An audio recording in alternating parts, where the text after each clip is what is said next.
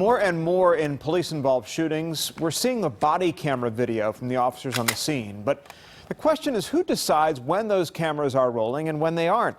Fox 5's Morris Diggs took that question to police departments today, and he joins us now live. Morris, you found out that each department has its own rules, and the man who represents police chiefs around the state says that that's okay.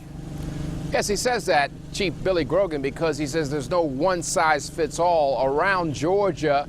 In many cases, they rely on the officers to switch these cameras on. In some cases, it's a combination of manual and electronic activation. They call that the trigger. In Atlanta, when an officer removes his weapon from the holster, the camera he or she will soon be wearing will automatically come on, the activation called the trigger. With the microscope on controversial police actions all over the nation, departments in Georgia are buying the body camera. But there is no single standard for operation. In Dunwoody, the cameras are turned on manually just before an officer has any interaction with a citizen. I asked the chief, who is also president of the state chiefs organization, about the inconsistency. Would it be a good idea to have one way to do it? I think that in theory, I think it sounds great, but I think every police department is different. The crime, the size of the department, the demands. For example, a camera can be programmed to go on each time the officer leaves his cruiser. Chief Billy Grogan from Dunwoody says that would not make sense for his department because there will be many times when exiting a police vehicle will be for routine matters. There are cameras that are triggered by the use of a taser or blue light activation.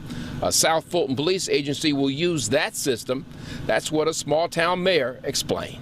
The human factor of police pulling up on a situation, and because of adrenaline or the seriousness or the danger of the call, the officer, out of human factor, forgets to turn the camera on, the blue lights or the taser automatically.